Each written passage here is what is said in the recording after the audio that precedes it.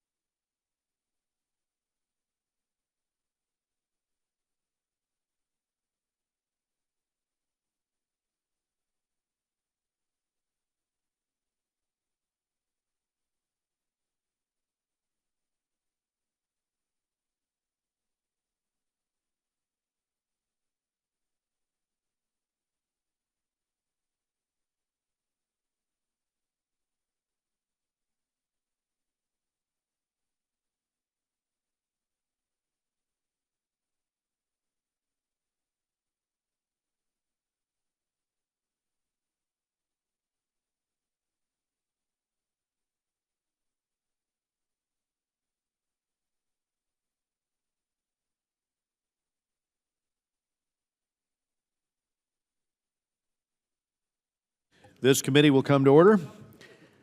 Pursuant to notice, we meet today to mark up 3 bills, and without objection, all members may have 5 days to submit statements for the record and any extraneous material on any of today's business. As members were notified yesterday, we're going to consider each bill separately. For each item, after the opening remarks by myself and the ranking member, I will recognize any member seeking recognition to speak on the bill. So, for purpose of markup, I now call up H.R. 4314, the Counterterrorism Screening and Assistance Act.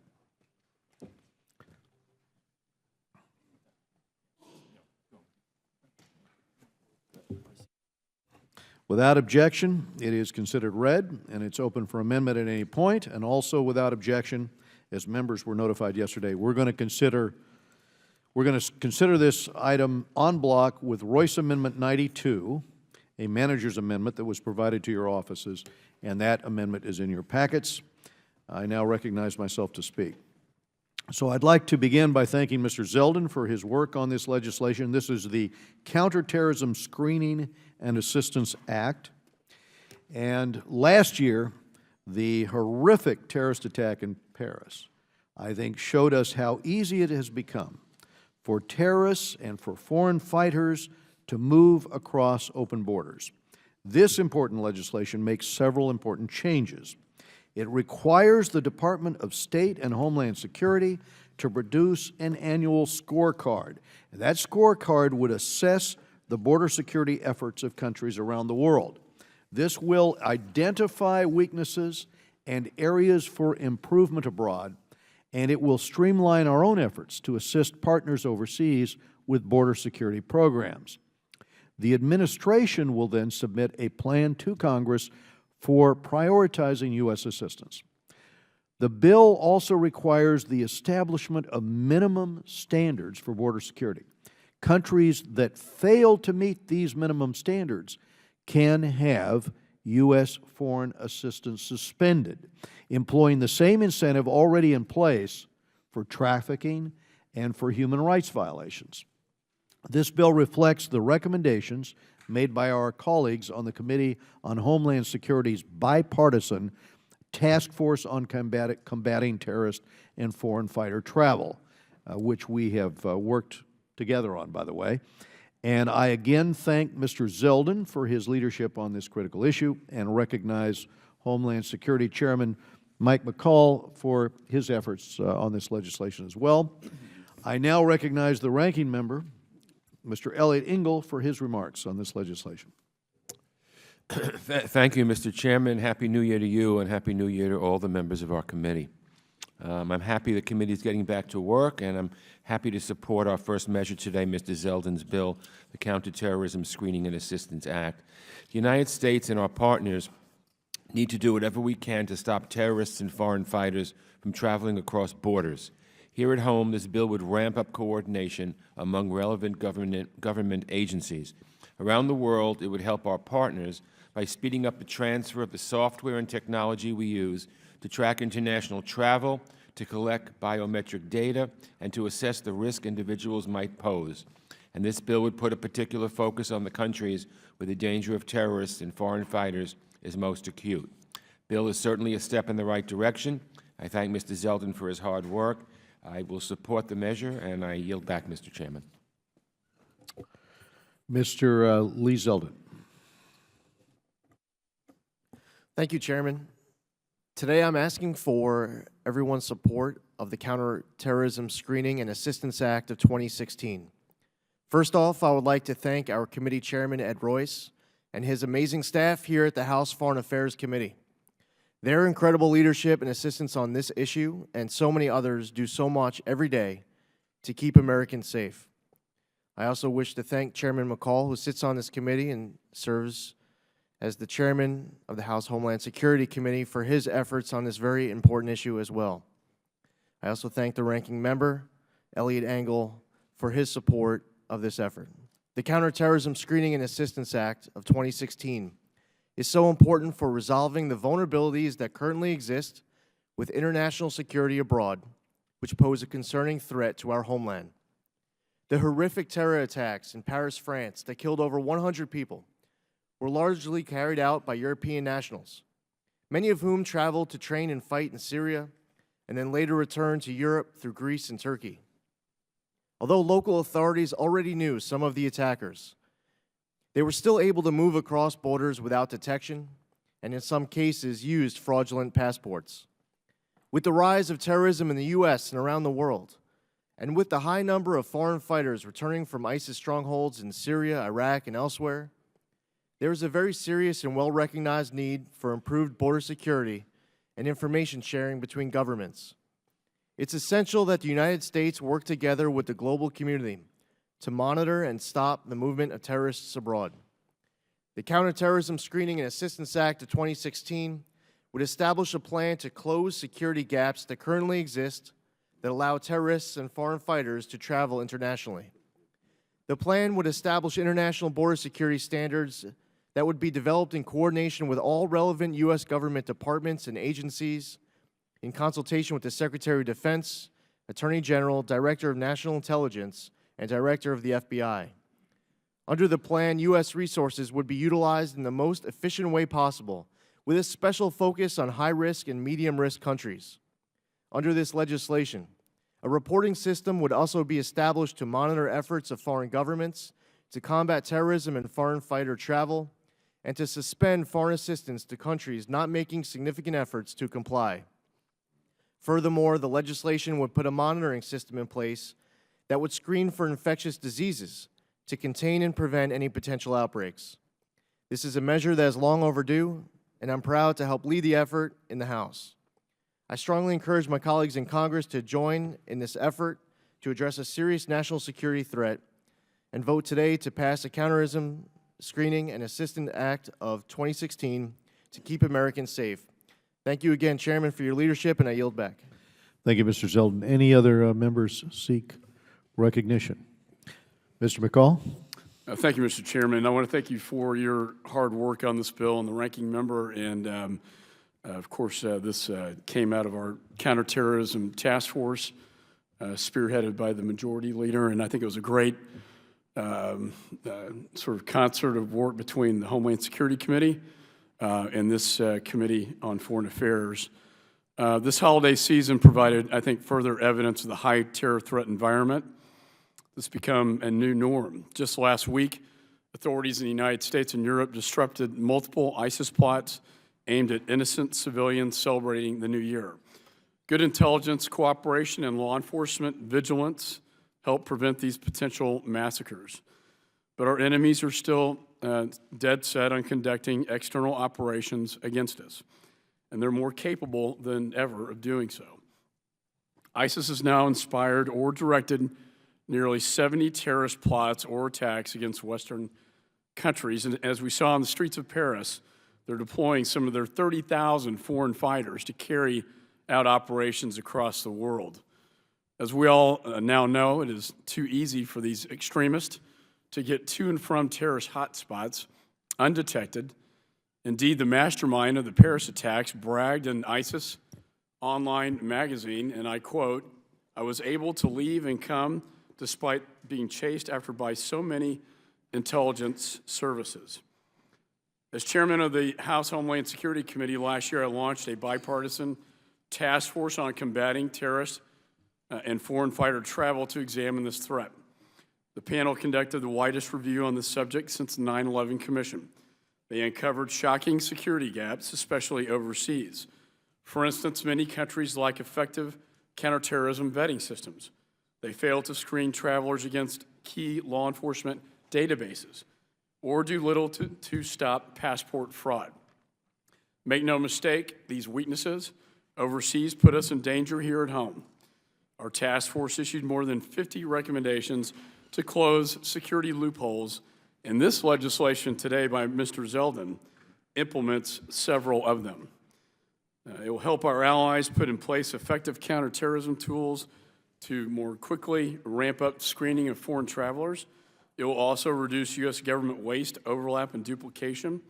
For example, the bill requires agencies for the first time ever to coordinate and streamline their numerous assistance programs and to focus resources on the highest risk countries. I want to commend John Katko, who led the task force on combating terrorism for foreign fighters, and then also Mr. Zeldin from New York for his hard work on this bill. I'd like to thank this committee also, again, for their close collaboration with my committee. We have a lot more work to do, but I believe this is a very important step in keeping terrorists and foreign fighters from getting into the United States and from threatening Americans. And with that, I yield back. Any other members seeking recognition? Judge Poe. I want to thank the chairman. And as chairman of the Terrorism Subcommittee, Ranking Member Keating and I have had numerous hearings on the problem of foreign fighters traveling to Iraq and Syria to fight for ISIS and then going back to home countries. They are coming in to Syria by the tens of thousands. It's a pace so high that just as many new fighters are coming in as airstrikes are killing. These fighters are dangerous because, unlike local fighters, they easily launch attacks back in their home countries, primarily the West. We know there are dozens of Americans fighting in Iraq and Syria right now. I do want to thank the chairman and ranking member for passing out of this committee and on the House floor the Foreign Terrorist Organization Passport Revocation Act, which helps stop the flow of foreign fighters back here into the U.S. by revoking their passports, and hopefully the Senate will take this bill up soon. I support the Counterterrorism Screening Assistance Act because the foreign fighter problem is not a problem we can solve by ourselves. We need our partners to have a strong border security. We should not be giving any foreign aid to countries who do not take this threat seriously. And I'll yield back. Mr. Rohrbacher was seeking recognition. Thank you very much, Mr. Chairman. First of all, I'd like to thank you and Ranking Member Engel for the great leadership that you're providing our country at this pivotal moment in our history when our people are in danger. And you and Mr. Engel have shown the bipartisan spirit that I think could give confidence to our people that their elected representatives are united to defeat this threat that would murder our children if they with a chance if they get it. Also like to congratulate Chairman McCall for the energetic leadership that he's providing on that half of this operation to protect our people. I'd like to but I would like to add one note here, and this bill and to our approach. I was somewhat shocked to find out that how little lie detector tests are playing such a small role in trying to help us accomplish our mission. And all I can say is that I may have an amendment that I would provide on the floor if it's considered a legally acceptable amendment that would in some way require us. I mean, when we're talking about screening for terrorism, at the very least, anybody coming here should have to go through a 5-minute lie detector test. We have new lie detector technologies that are very simple and can be and don't have to have 3 or 4 people there. You have one person, and we can tell if someone's lying to us. No one should come into this country who has any potential of being involved with terrorism who will not have taken a lie detector test. That could have stopped, for example, in San Bernardino. All we needed to do is ask that lady who is getting her visa to come in and just ask, have you ever, would you be inclined to commit an act of violence against Americans? And if the answer is yes, of course, we're not going to let that person in. Right now, we do not have that screening. So, Mr. Chairman, both Mr. Chairmans, I hope that we can work together so that within a very short period of time, people who are coming from these terrorist countries in particular, but perhaps on a global scale, is there any reason why someone can't be, when they're asking for a visa, we can't just say, ask 2 or 3 questions on a very cheap lie detector machines that are now available. So that's would be my goal. I'm looking forward to working with both of you to see if we can implement that. By the way, just a note, this was Ken Calvert's idea, and and when he said that to me, I just said, that is terrific, and that's why I'm running with it. So thank you. Thank you, Mr. Rohrbacher. Any other members seeking recognition? Hearing none, the question occurs on agreeing to the bill en bloc. All those in favor say aye. Aye. All those opposed, no. In the opinion of the chair, the ayes have it, and the en bloc items are agreed to. Without objection, this legislation, H.R. 4314, is ordered favorably reported as amended. Staff is directed to make any technical and conforming changes, and the chair is authorized to seek House consideration under suspension of the rules.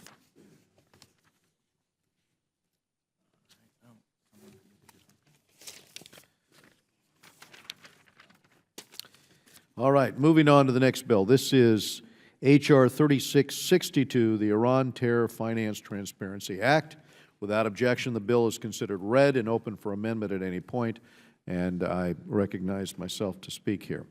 First, I want to recognize Congressman Russell for his work on this legislation.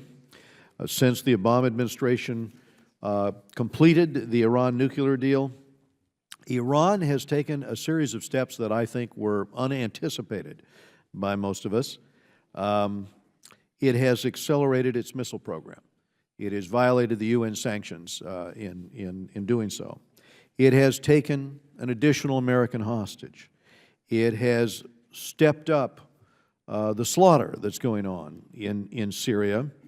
Recently, we watched on television the torching of the Saudi embassy, with the authorities arriving there too late after that, and we saw the launch of a rocket within 1,500 yards of our carrier, the Truman, in the Gulf. So the situation is such that these violation of UN sanctions are coming at the same time when, in a few weeks, Iran is going to receive out of escrow tens of billions in sanctions relief.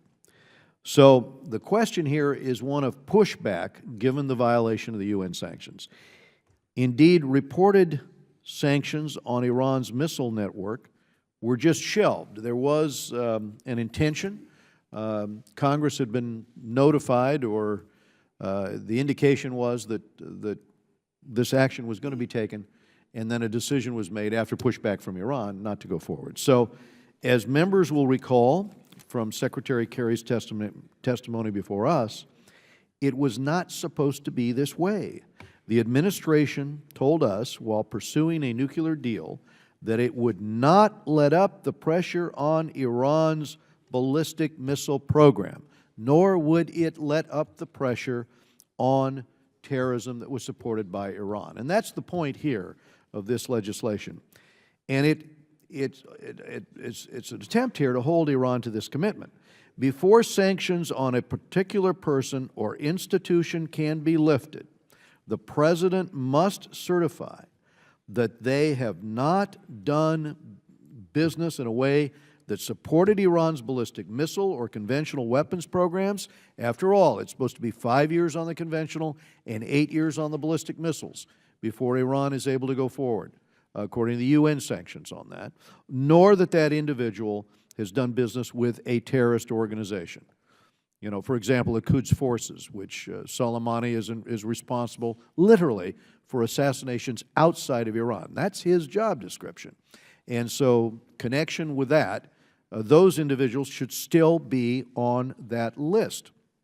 Unfortunately, we now understand that some of those set for sanctions relief. We'll take an example of one of their banks. Iran's bank Mali will be given a pass for backing ballistic missile development and also, by the way, backing terrorism.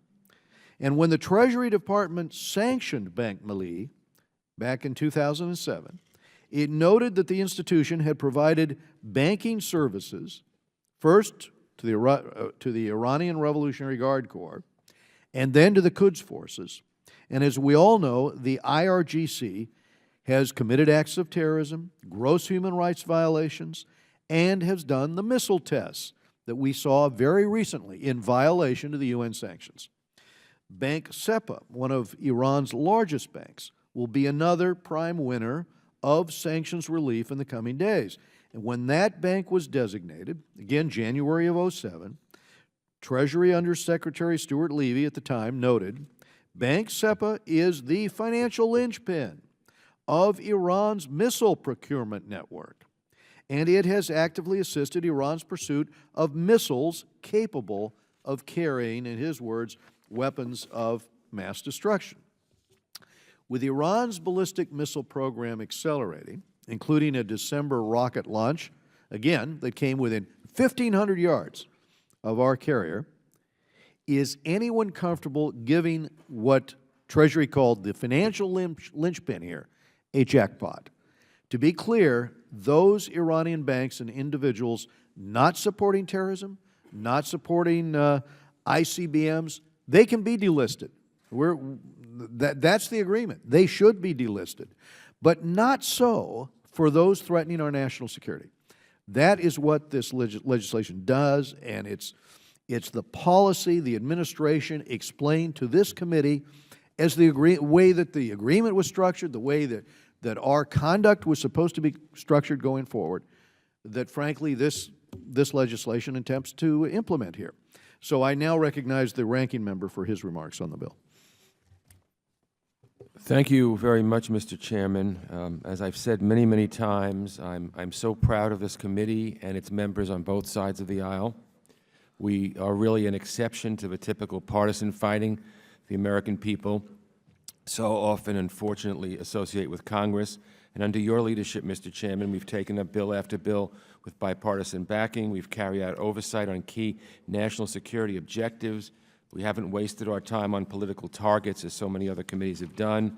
And we've embodied the spirit that politics should end at the water's edge. I've used that phrase many, many times. And as you know, Mr. Chairman, I profoundly value our personal friendship and our excellent working relationship.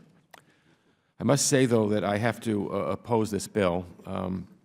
This bill is an exception, I think, to bipartisanship in that no Democrats were consulted in terms of the drafting of the bill. I know the bill is well intended, but it isn't done the way things should be done, where we put our heads together in a bipartisan fashion. We come up with a bill, and we go back and forth and eliminate some things, add some things, and move forward in a bipartisan way. This measure really has no chance of becoming law. And what bothers me, you know, yesterday we had a vote on the Affordable Care Act to repeal it 62 times. Now this is the second time we've tried to overturn the JCPOA agreement. Everyone in this room knows how I feel about Iran. I thought we were wrong to allow Iran to continue enriching during the talks. I voted against the nuclear deal, and I continue to believe that the agreement's deeply flawed. I see Iran for what it is, the world's leading state sponsor of terrorism and a destabilizing force across the Middle East. But Congress had an opportunity to vote on the deal, and we lost. There weren't enough votes to override a veto or even send a resolution of disapproval to the President, and the agreement's now gone into effect. I believe it doesn't serve any purpose to have bills like this that are designed to kill the deal.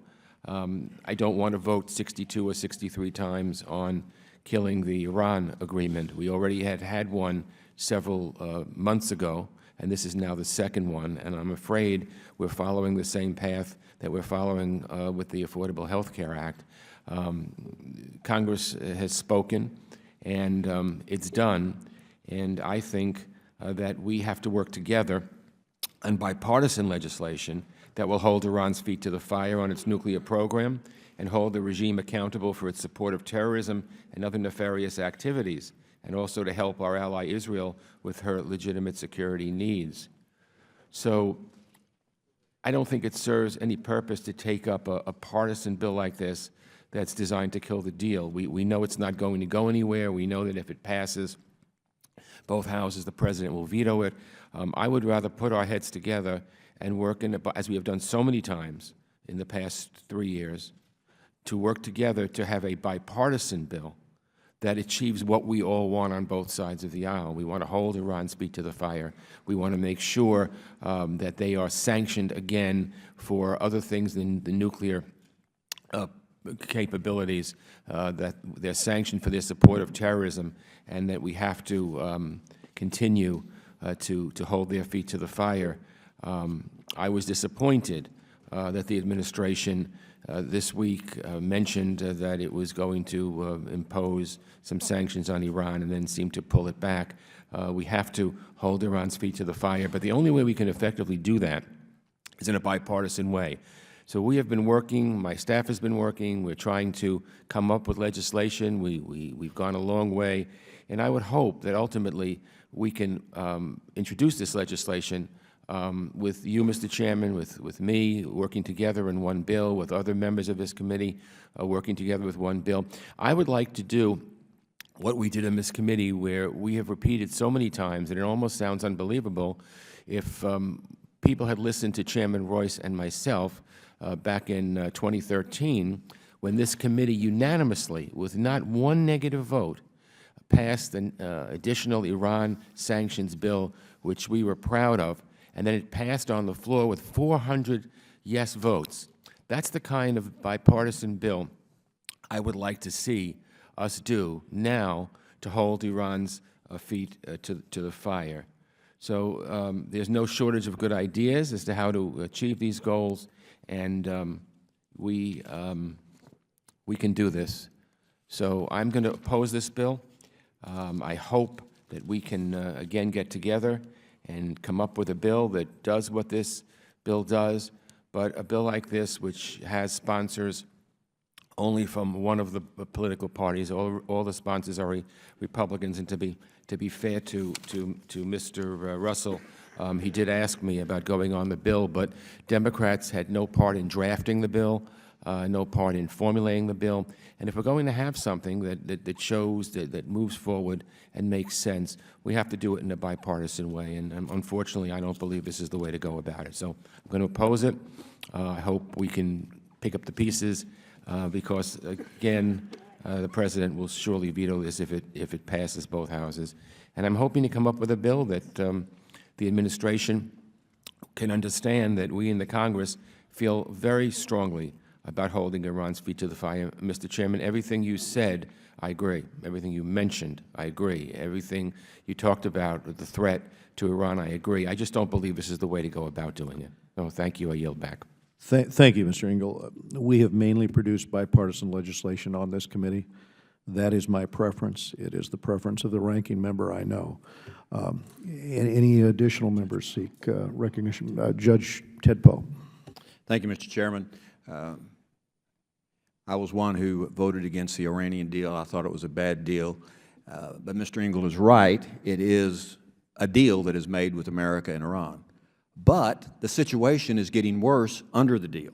The administration is bending over backwards and conceding even more than what is required in that deal. It may be hard to believe, but as bad as the deal was, the administration is, it seems to me, making it worse. And I think Congress has an obligation to speak out because it's a national security issue. The President promised that the non-nuclear related sanctions on Iran would still be in place. And after Iran violated a UN resolution restricting ballistic missiles, the Treasury Department told Congress it would levy new sanctions on Iran for these violations. But then the State Department came swooping in at the last minute and stopped those sanctions from being implemented. So it seems that the administration continues to give in to Iranian pressure. I support H.R. 3662 because it prohibits the President from lifting sanctions on those who are involved in terrorism. Iran is the world's leader of state sponsor of terrorism. The nuclear deal was a bad deal, and we don't need to make this deal worse by lifting sanctions in unrelated matters. And that's, I'll yield back. Other members seeking recognition? Mr. Sherman. Mr. Chairman, you've seen me on this committee for almost 20 years. I've always voted for every Iran sanctions bill, big ones and small ones, those that were the product of great drafting, those that were the product of mediocre drafting, and I asked only why we couldn't make the bill stronger. This committee should craft good legislation to impose additional sanctions on Iran. First, the question was, do sanctions work? Well, we just concluded a deal in which this House and this government was incredibly divided. There's only thing we agreed on, one thing, and that is sanctions worked. President Obama came to us and said, sanctions have worked, and he'd secured for us a very good deal. Those on the other side said, sanctions are working, keep them in place, you'll get a better deal. Those sound like diametrically opposed positions, except they both indicate that Iranian sanctions work. Secretary Kerry was here, President Obama talked to us in so many ways, and they said they left out of these negotiations missiles, terrorism, and then for, today it's 5 American hostages, because we would use sanctions to achieve those goals separately. That's why we ought to be adopting new sanctions. The question is, do we do it through this bill at this time? Now, I think Mr. Russell has some good ideas, and if we do not pass this bill, we ought to incorporate the best of those in a bipartisan piece of legislation, and thank him for his effort. This bill has some flaws. As the ranking member points out, it is the product of a uniparty rather than bipartisan process. We'll do better if we work together. Second, it's my understanding that this bill focuses on the 400 entities listed in the JCPOA, this Iran deal, that are supposed to have their sanctions lifted, but does not deal with 300 others, roughly 300 others, that were not specifically listed. So we are using the power of Congress to go after those Iranian entities that our negotiators thought should be given a lifting of at least the nuclear sanctions, and we're not going after the perhaps even worse roughly 300 entities. In addition, we're asking the President to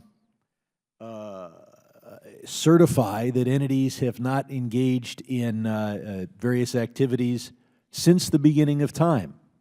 This bill would be more reasonable if it was crafted to say has not engaged in such activities for the last 10 years or the last 15 years.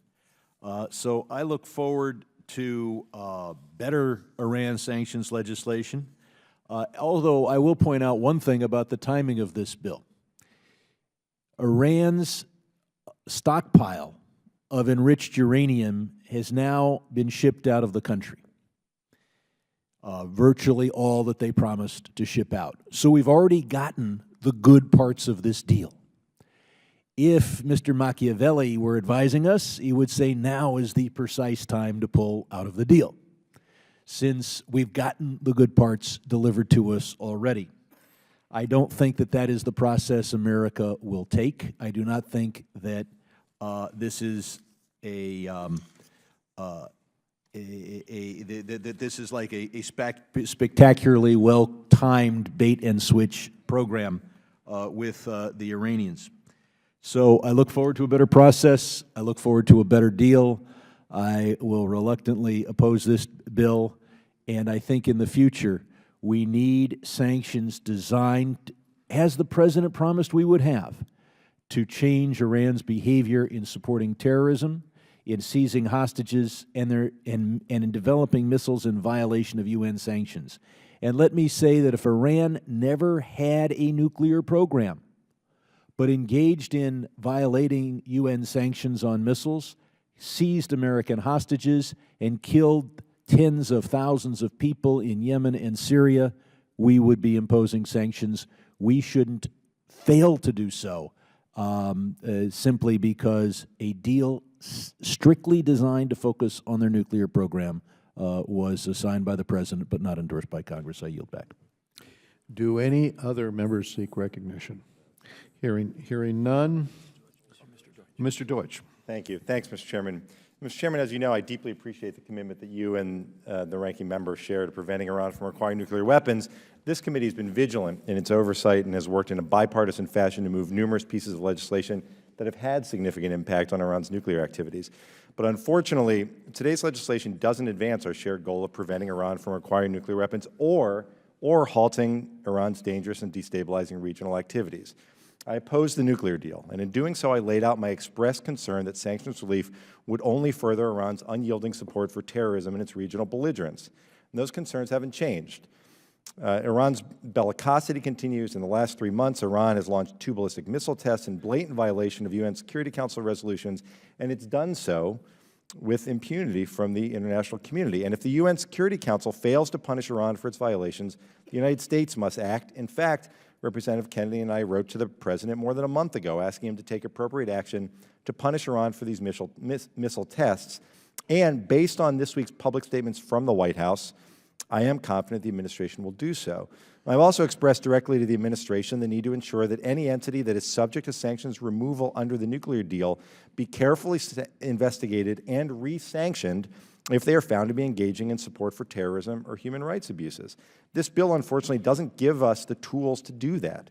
Instead, it halts the removal of sanctions on those specific 400 entities named for sanctions relief in the JCPOA until the President can certify that these entities have never engaged in activities related to terrorism or the development of weapons of mass destruction. This standard will result only in the administration devoting significant time and resources to a certification that can never be met, while preventing the implementation of the JCPOA. I believe that we should instead be ensuring that the Treasury Department has the resources that it needs to build rock-solid cases against those entities that must be redesignated for terrorism and human rights abuses. Let's devote the necessary resources to sanctioning individuals and entities who support terrorism and violate human rights, rather than spreading them out in a way that's going to make that more difficult. Going forward, we should be giving this and future administrations all the resources needed to ensure that those subject to sanctions under U.S. law pay the price for bad behavior. I've also, Mr. Chairman, repeatedly made the case for economic sanctions against Iran and its terror allies. And as one of the original sponsors of the Hezbollah International Financing Prevention Act, which was signed into law by President Obama last month, we aim to cut off Iran's terror proxy from the international financial system. This bill purports to prevent banks from financing Iran's terror agenda by amending one of the most important economic sanctions laws on the books, the Comprehensive Iran Sanctions Accountability and Divestment Act of 2010. I was proud to be a member of this committee when we passed SASADA, and under that legislation, banks facilitating transactions that supported Iran's efforts to acquire WMDs, finance terror, launder money, support the IRGC, et cetera, would be denied access to U.S. financial markets. In fact, Section 104 of that bill specifically refers to entities that provide support for organizations designated as foreign terrorist organizations under Section 219A of the Immigration and Nationality Act. The bill before us today adds the Iranian terror proxies Hezbollah, Hamas, and Palestinian Islamic Jihad to SASADA. Now, of course, we want to stop banks from facilitating transactions to these terrorist organizations. But unfortunately, some of our European friends distinguish between the military and political wings of terrorist groups. They shouldn't, and I've spoken out against this artificial distinction. But whether we agree with that policy or not, and I've taken numerous actions over the years to convince our European friends that there is no distinction between a political wing and a military wing of a terror group, they're following EU law.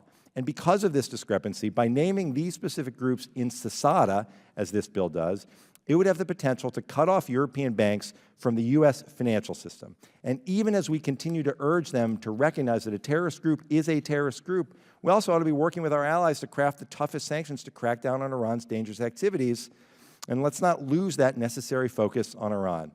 So finally, whether you supported the nuclear deal or not, and again, I didn't, it's going forward.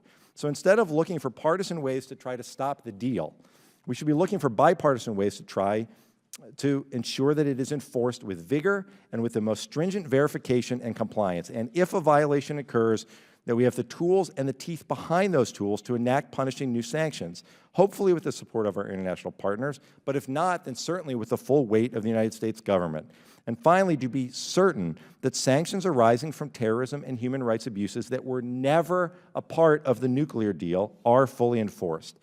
I hope, Mr. Chairman, this committee continues to live up to its reputation as the most bipartisan committee in Congress, and that we work together to craft legislation that honors our most solemn duty to protect the national security interests of this country, and I yield back. Thank you, Mr. Deutsch. Mr. Trott. I want to thank Representative Russell and Chairman Royce for scheduling this markup. This deal was a bad deal in September. It was a bad deal in October when we considered it. The deal's predicated on Iran becoming a productive member of the world community. We're about 2 months into the deal, and as had been duly noted by both sides of this committee, Iran's behavior has gotten worse. It's also clear that the President, probably because if he took any action with respect to this deal, he would be admitting failure and be admitting that he made a mistake. It's clear the President will not take action to enforce the terms of the deal, so we in Congress have to do something. I'm supporting 3662 because we in Congress have to take advantage of every opportunity we can to remind the President and remind the world you cannot do a good deal with a bad guy. And so if Ranking Member Engel is correct and the President vetoes this bill, then I look forward to working on any and all bipartisan legislation that can protect us and the world from Iran. I yield back. Mr. Connolly. Thank you, Mr. Chairman. I simply want to add my voice to that of Mr. Engel, Mr. Deutsch, Mr. Sherman. I also share concerns about Iranian behavior and want to find efficacious and bipartisan ways to address that. This is not one of those. This is an attempt to embarrass and to undermine. And that's not how we ought to be doing business in this committee, and it's not how the Congress, as a legislative entity, a branch of government, ought to be contributing to American foreign policy. Whatever happened to the Arthur Vandenberg standard that our differences end at the water's edge? That was a good standard that helped create a much more stable foreign policy for decades. So we can yield to this temptation today and make a point, but at what expense? The gentleman indicated that the President will veto this bill, and then he looks forward to working on a bipartisan basis to find solutions. How about now? How about just once resisting the temptation to engage in partisan activity, especially when it comes to foreign policy? That's not the standard we've set on this committee. I applaud the chairman and the ranking member for setting a much more civil and thoughtful standard on this committee. Unfortunately, this bill is an exception to that otherwise commendable approach to a very important subject. I yield back. Thank you, Mr. Connolly. Do any other members seek recognition to speak on the bill? Hearing no further requests for recognition on the underlying bill, are there any amendments? Hearing no further requests and seeing that a quorum is present, the Chair now moves that H.R. 3662 be favorably reported to the House. All those in favor say aye. Aye. All those opposed, no. No. In the opinion of the chair, the ayes have it, and H.R. 3662 is ordered favorably reported to the House. I have been notified that some of our members may wish to file additional minority or dissenting views regarding this bill as part of the committee report, as allowed by the House and committee rules. If at all possible, I would ask that you transmit any such views to the committee clerk by 4 p.m. on Friday, and I want to remind members that such views should be personally signed by the member in order to be included in the report. I now call up our third bill, last bill, H.R. 1797, the End Neglected Tropical Diseases Act. Without objection, it is considered read. It is open for amendment at any point. And also without objection, as members were notified yesterday, we will consider it en bloc with Smith Amendment 73, which was provided to your offices on Tuesday. And I'll now recognize myself. This bill is the End Neglected Tropical Diseases Act. It will better target and coordinate our ongoing efforts to treat and control and eliminate neglected tropical diseases, which affect 1 billion people. 1 billion people on this planet. It exacts a devastating human and economic toll, and these tropical diseases tend to prey on the world's most vulnerable, on people living in extreme poverty in developing countries, but they also pose a public health threat here in the United States. As we speak, Hawaii is enduring an outbreak of dengue fever, and that was introduced through international travel. So the bill contains two titles. Title I falls under the jurisdiction of the Foreign Affairs Committee and is what we are considering today. And we look forward to working with the Energy and Commerce Committee on Title II. We really, all of us, I think, want to thank Mr. Smith for his work on this important bill, and I now recognize the ranking member to speak on the bill. Thank you again, Mr. Chairman. I want to also, as you just did, thank Mr. Chris Smith for offering the End Neglected Tropical Diseases Act. When we use this term, neglected tropical diseases, we're talking about infectious diseases that thrive in tropical and subtropical areas. They're spread not just by humans, but through animals and also through infected soil or water.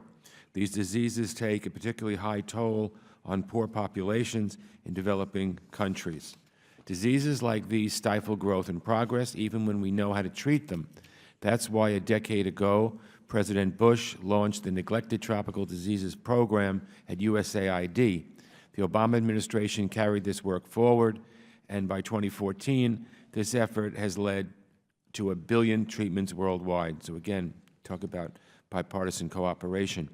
Now, we need to stay focused on this work. Mr. Smith's bill would make sure our existing efforts to deal with these diseases are working to get treatments where they're needed most and as quickly as possible. It also supports continued research and development at USAID so that we can stay on the cutting edge of diagnostic methods and treatment options. Let me also note that the challenges posed by neglected tropical diseases intersect with our other global health priorities, priorities such as AIDS, tuberculosis, and malaria relief. It's important not to focus our energies on one challenge at the expense of another, but instead recognize opportunities for collaboration across health and development programs. Only when programs work efficiently and in concert can they bring timely and complete relief to patients. So I believe we should all support this bill and build on our record of success in this area. Thank you, Mr. Chairman. I yield back. Thank you, Mr. Engel. Mr. Smith. Thank you so much, Mr. Chairman. Thank you for your strong support for this legislation, and Ranking Member Engel, for Joan Condon's wonderful work, Catherine Barno and Greg Simpkins on my staff. This is a truly bipartisan piece of legislation attacking a terrible pandemic that has cost the lives of millions of people and made people extremely ill. The morbidity rate is very, very high and susceptible to a great number of opportunistic diseases that hit when people carry worms and parasites. And the numbers are off the charts in terms of people who have neglected tropical diseases. 1.4 billion people is the estimation by the World Health Organization, and about 2 billion people, mostly very poor, are at risk. Although we're finding that tropical diseases know no borders, and they have found their way big time, as you pointed out, in Hawaii with dengue fever, but a large number of other tropical diseases have made their way, particularly into the southern parts of the United States. Chikungunya, as well as Ebola, although a very, very limited amount there, of course. These diseases need to be attacked in the greatest way possible. My subcommittee has had 5 hearings on tropical diseases. One of our star witnesses was Dr. Peter Hotez, who literally wrote the book from Baylor and has done wonderful work in terms of delineating the challenges as well as the huge gaps that remain.